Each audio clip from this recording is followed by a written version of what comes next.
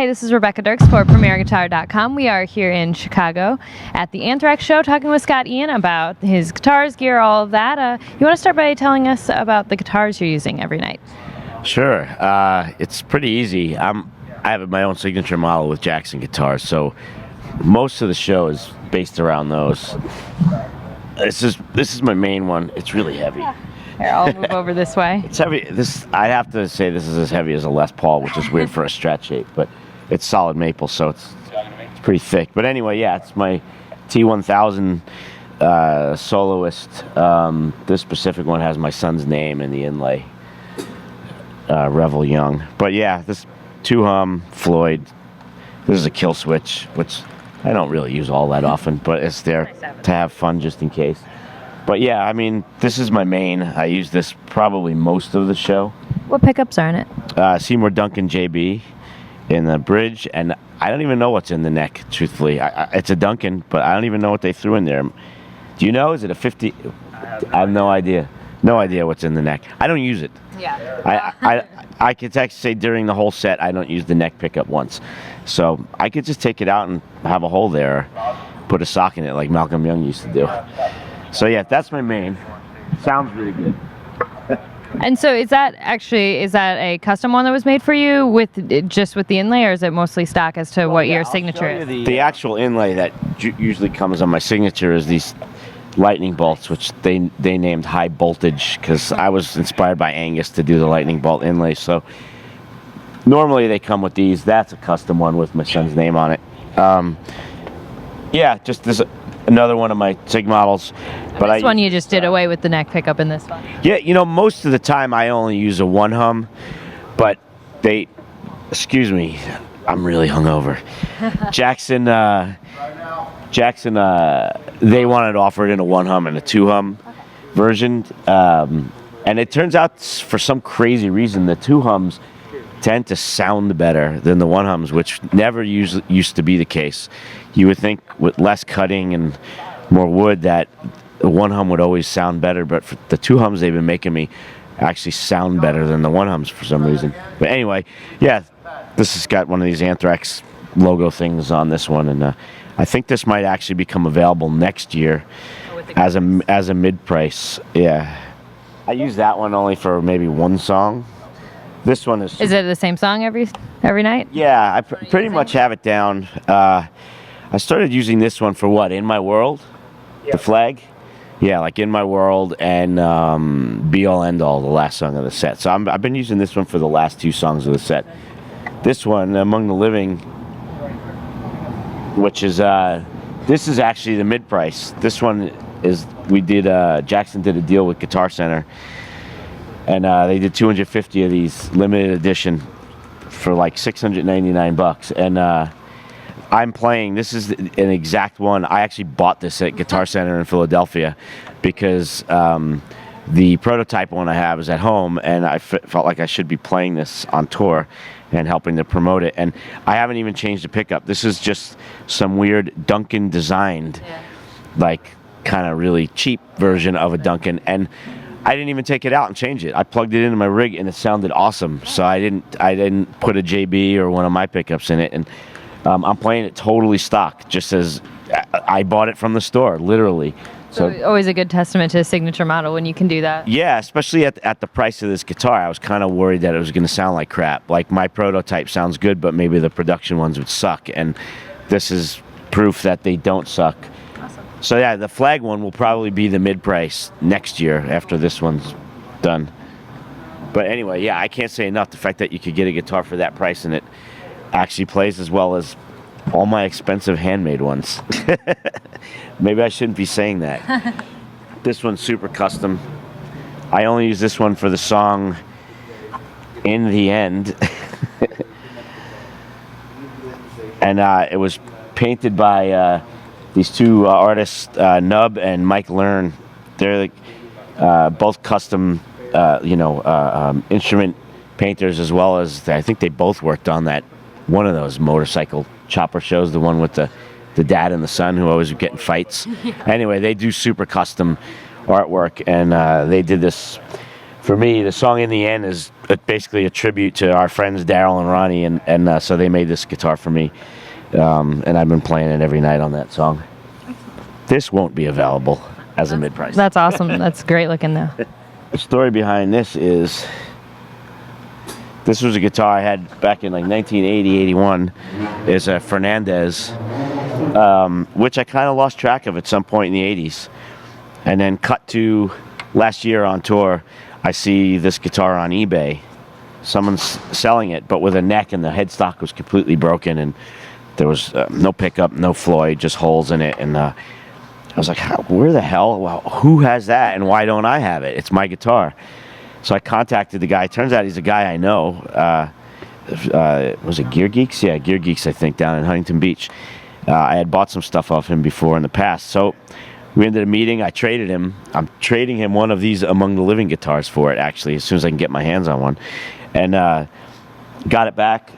Sent it over to Jackson, actually, and said, what do you guys think? Like, about just putting this back together for me somehow. I know it's not really, what you do, but I'd like to get this thing operating again. And they looked at it as a cool project, almost like this would be like my Frankenstein or something now. So, yeah, they put it all back together. We took this is a Strat Neck. It's actually a Fender neck.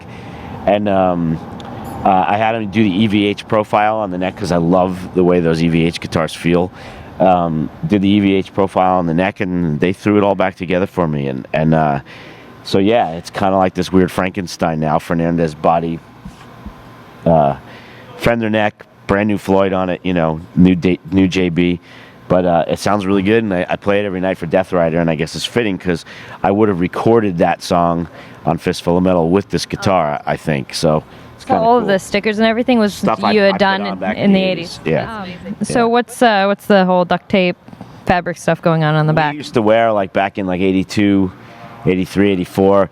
Our singer used to make these chainmail like belts and wrist, whatever, gauntlets to wear in your arm and shit like that. And I had this crazy metal belt that I would wear on stage. So I think I had ended up putting this on back then just to keep the back from getting completely shredded by this belt that I was wearing every day. It survived. Still, yeah, I mean, it's still here, all beat to hell, but I'm stoked that I ended up getting it back. I didn't even know I was missing it. This is by a guy named Stephen McSwain. It's McSwain Guitars.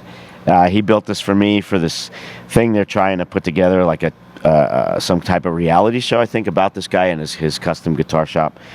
And so they built this for me, and they shot a bunch of stuff with me playing it. And it's obviously a zombie guitar.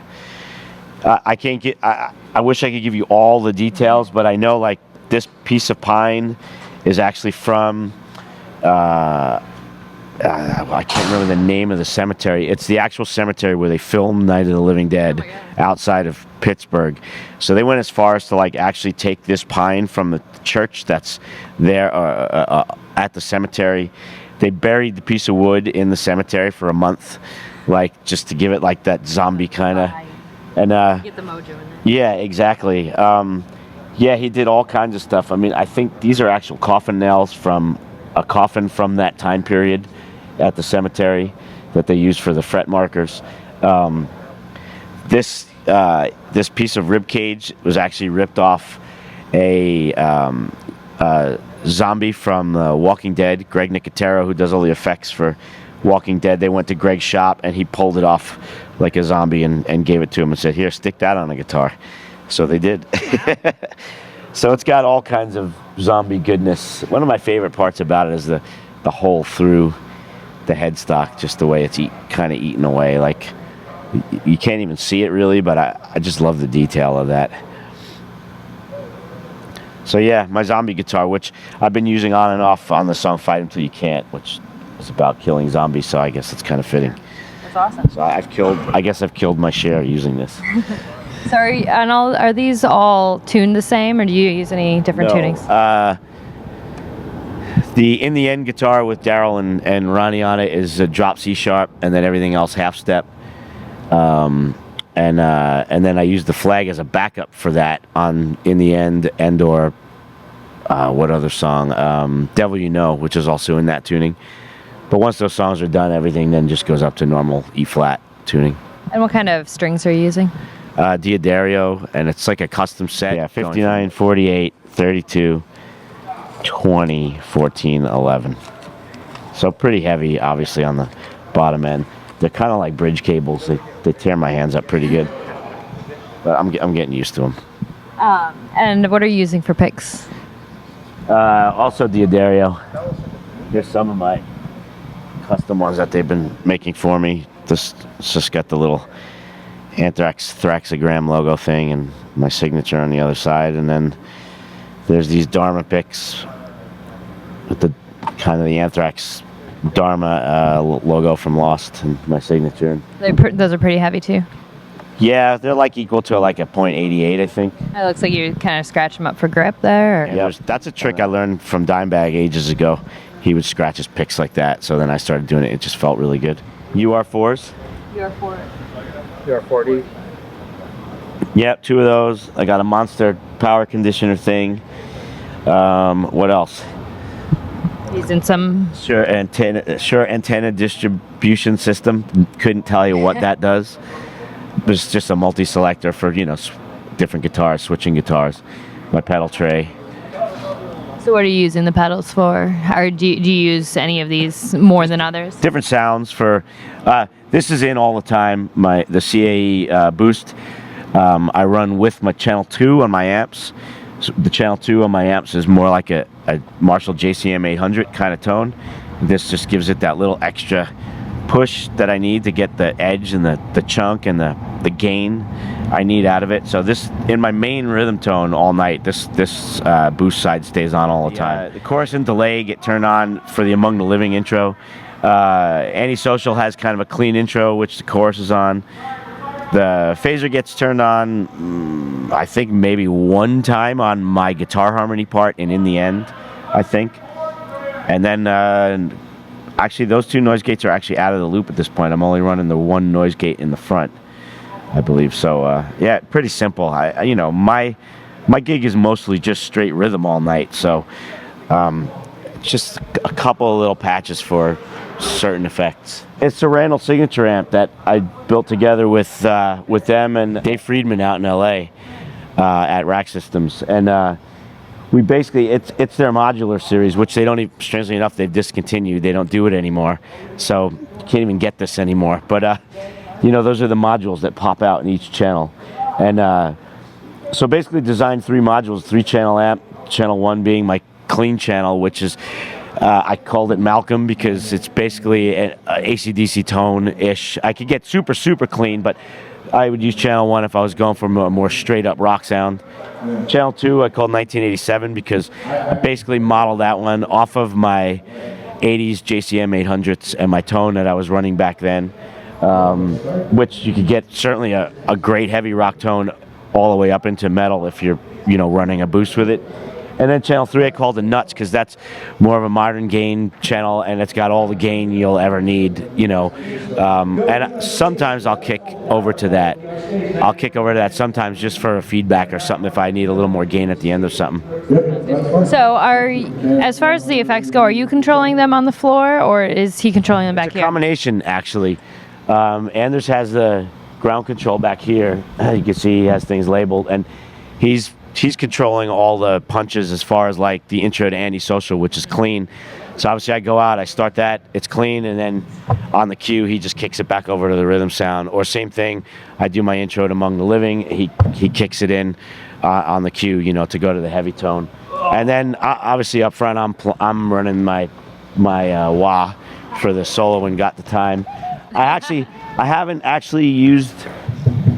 haven't been really using my whammy pedal at all. I sometimes use it just for fun or to make a noise here and there, but the show's gotten like just so good and tight and I'm really happy with everything I'm doing, so I haven't really been using it. Maybe I'll find a place for it again.